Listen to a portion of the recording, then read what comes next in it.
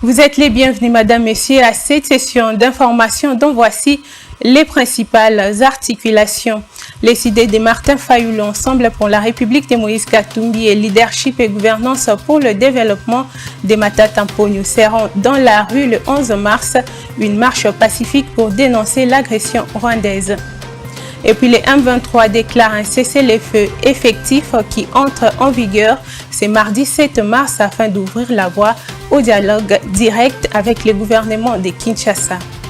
Enfin, le monde célèbre le 7 mars de chaque année la journée internationale de lutte contre l'endométriose, une maladie rare qui attaque généralement les femmes. C'est tout pour les titres. Le M23 déclare un cessez-le-feu effectif qui entre en vigueur ce mardi 7 mars afin d'ouvrir la voie au dialogue direct avec le gouvernement de Kinshasa, lit-on dans un communiqué des décisions prises lors des différents sommets régionaux tenus à Bujumbura, Nairobi et Addis Abeba. Daniel Kamboa nous signe ces reportages. Le M23 a déclaré cessez-le-feu. Les rebelles ont dans leur communiqué de ce mardi, signé par Laurence Kayuka, porte-parole de la branche politique, annoncé qu'ils déposent les armes ce mardi à Bunagana, première localité tombée sous leur contrôle en juin dernier. Les M23 ont posé la condition d'un dialogue direct avec le gouvernement de Kinshasa afin de s'engager à résoudre pacifiquement le conflit en cours à l'est de la RDC. Le gouvernement de Kinshasa a toujours refusé de dialoguer avec ces groupes armés qu'il considère comme un mouvement terroriste. Cette posture du gouvernement a été réitérée lundi par Mouindo Zangui, ministre de l'Enseignement supérieur et universitaire, au cours d'une conférence de presse animée à Goma. À la place du dialogue, le gouvernement, selon Mouindo Zangui, a levé l'option de faire appel à d'autres groupes armés pour appuyer les FARDC à combattre le rebelle du M23. Ces derniers ont prévu qu'ils se réservent le plein droit de se défendre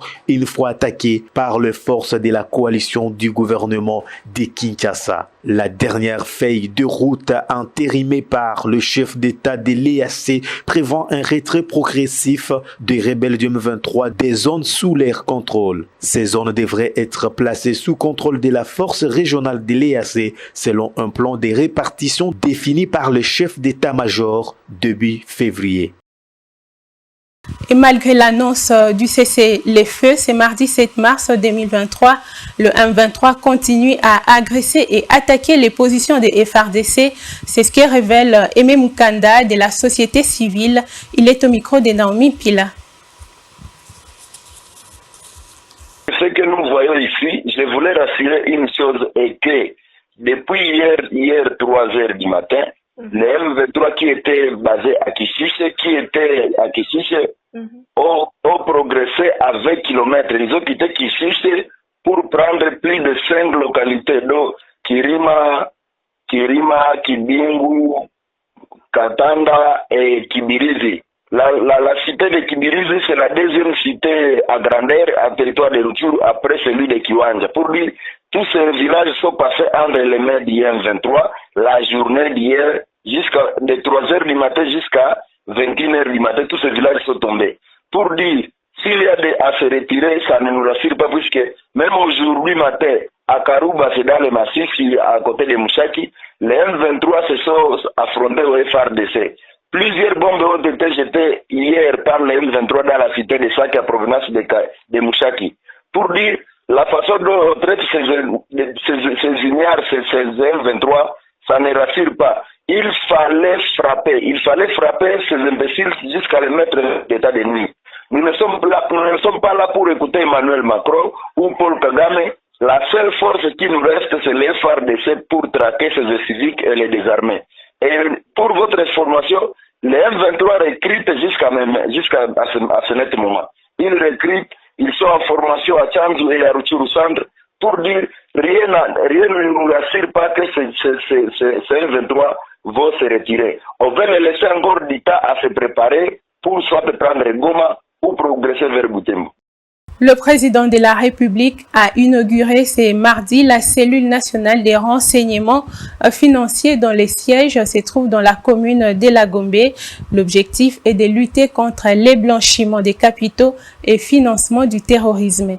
Au cours de cette cérémonie, le ministre des Finances, Nicolas Kazadi, a salué l'initiative du gouvernement. Suivez.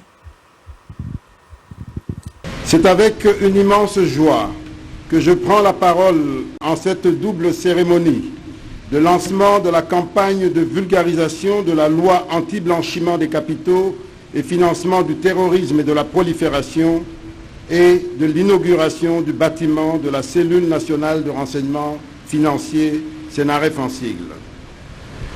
Excellence, Monsieur le Président de la République, il est de notoriété publique que depuis votre avènement à la magistrature suprême, vous avez placé la lutte contre le blanchiment des capitaux, le financement du terrorisme et toutes les antivaleurs qui gangrènent notre pays au centre de l'action du gouvernement.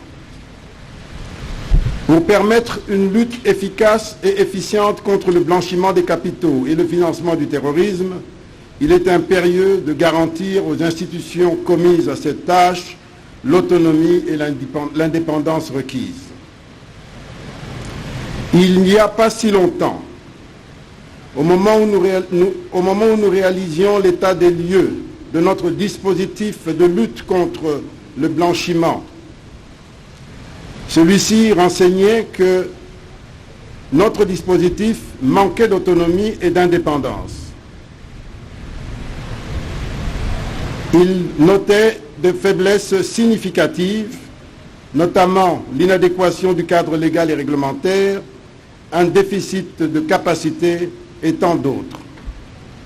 Ces faiblesses, maintes fois décriées par nos partenaires internationaux, notamment à travers le groupe d'action contre le blanchiment en Afrique centrale, le GABAC en sigle, ainsi que le groupe d'action financière, le GAFI, se traduisaient également par le fait que d'une part, la CNRF, depuis sa création, fonctionnait dans les locaux prêtés par l'un de ses assujettis, à savoir la Banque centrale du Congo, et d'autre part, le Fonds de lutte contre le crime organisé, le FOLUCO en sigle, demeurait dans un état de léthargie quasi totale, ne disposant ni de locaux, ni de moyens de fonctionnement.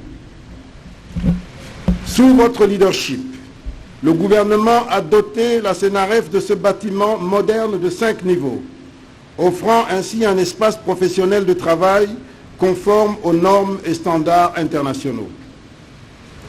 En inaugurant personnellement ce bâtiment, et cela en dépit de vos multiples occupations, particulièrement marquées en cette période par la guerre lâche que le Rwanda impose à notre pays, vous démontrez encore une fois votre engagement sans faille à lutter contre les antivaleurs et ainsi faire prospérer l'état de droit dans notre pays.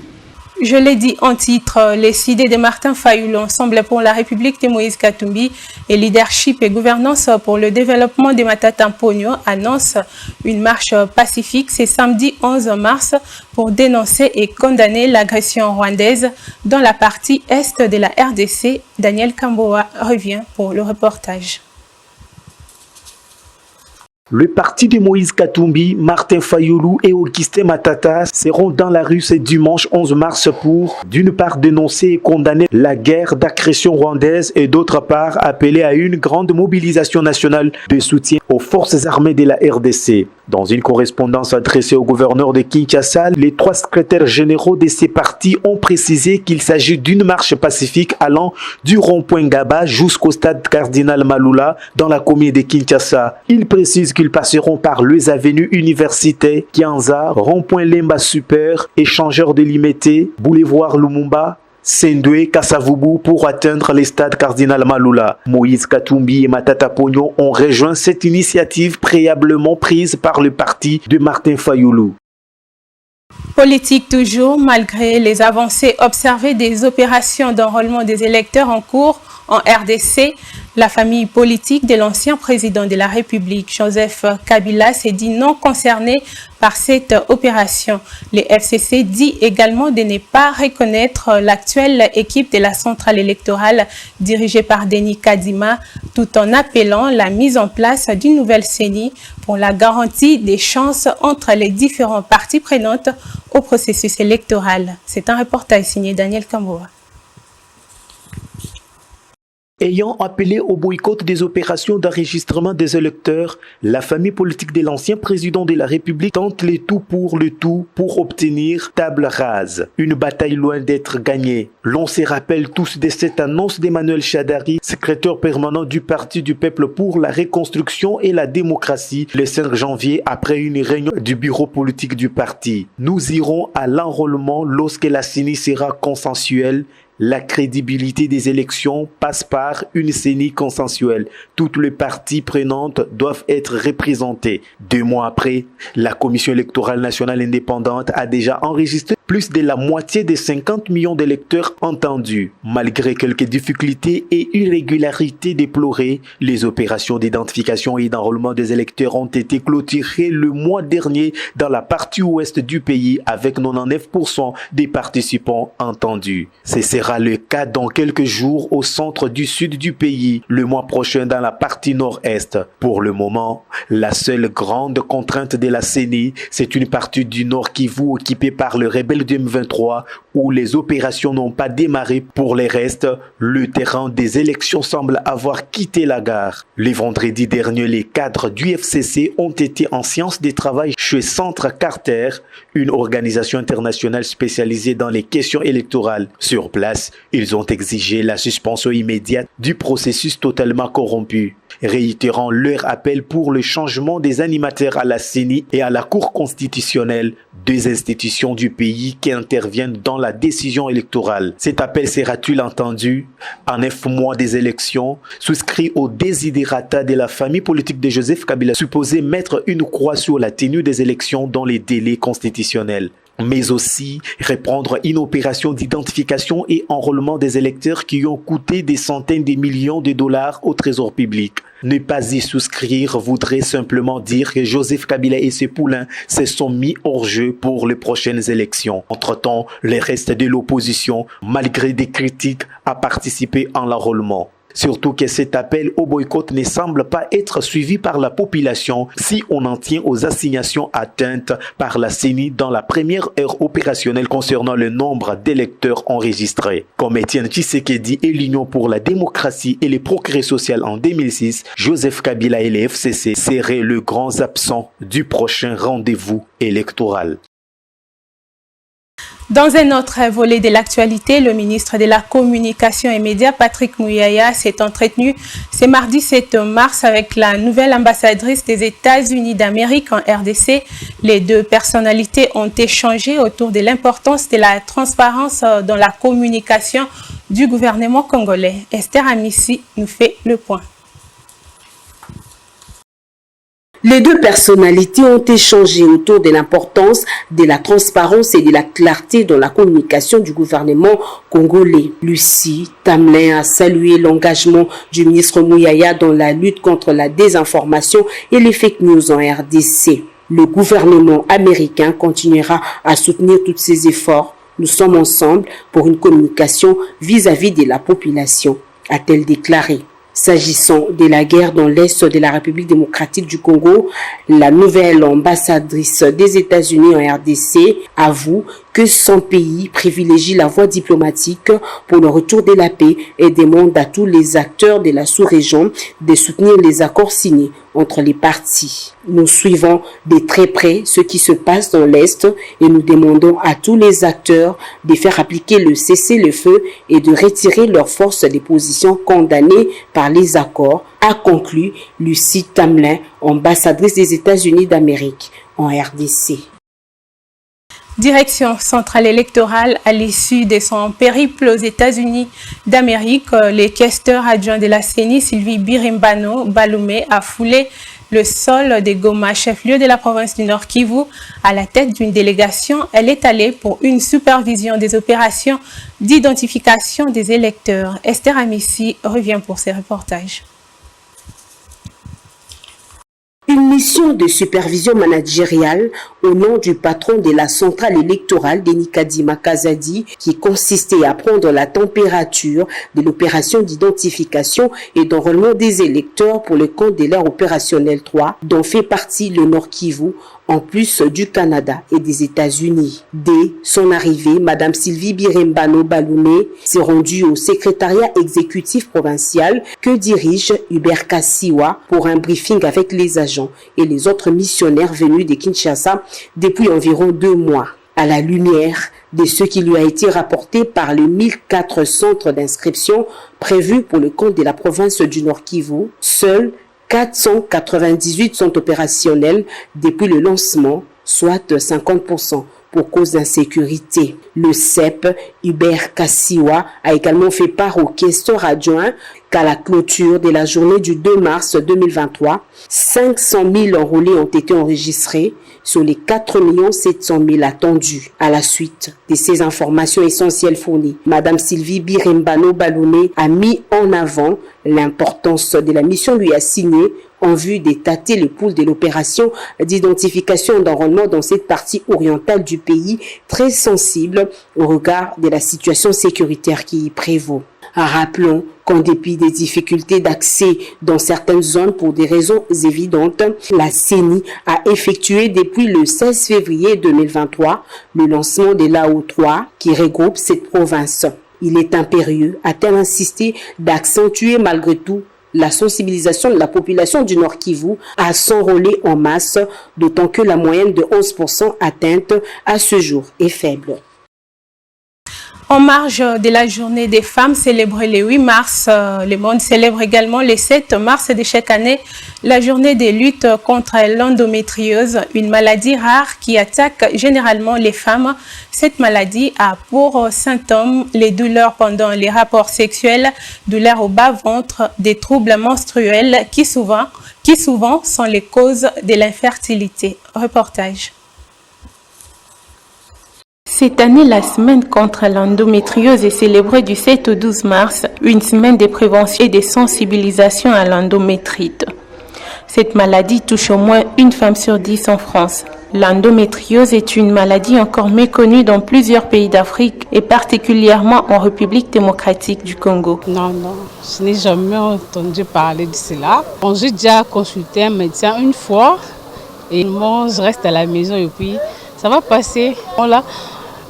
Donc j'ai pris le médicament, je réglé encore une semaine après ces produits-là.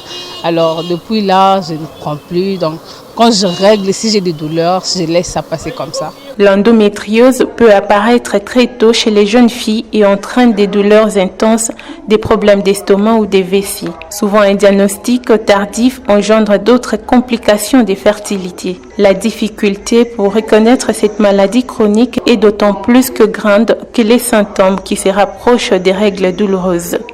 J'ai des douleurs pendant les règles et parfois, ce qui me soulage, c'est les anti-inflammatoires non stéroïdiens. Habituellement, je ne consulte pas un médecin, mais je supporte seulement. Je ne prends même pas de médicaments aussi, je supporte, mais c'est souvent le premier jour seulement. L'endométriose est en moyenne diagnostiquée des années après les premiers symptômes. Il n'est pas rare que l'endométriose soit découverte à l'occasion d'un traitement des grossesses. La maladie a un impact direct sur la vie des femmes dans leur quotidien.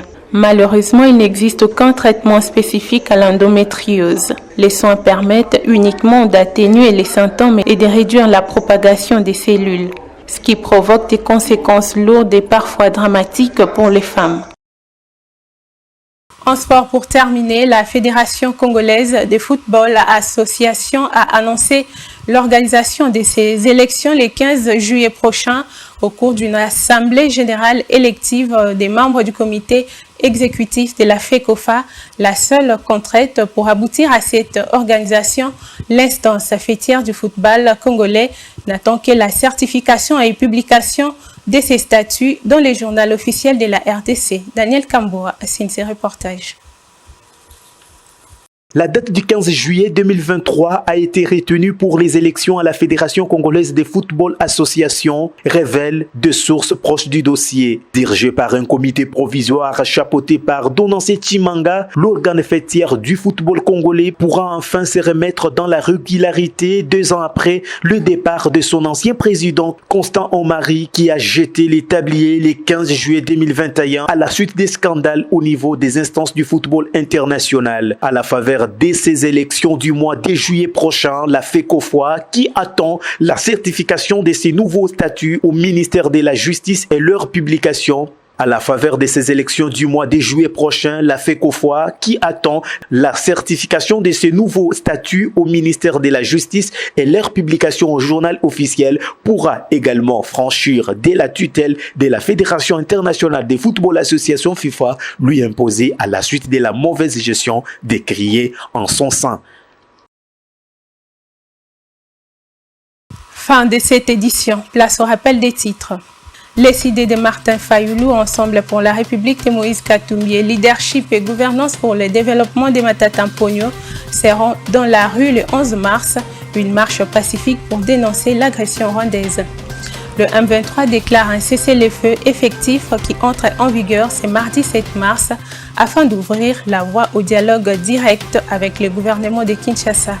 Enfin, le monde célèbre le 7 mars de chaque année la journée de lutte contre l'endométriose, une maladie rare qui attaque généralement les femmes.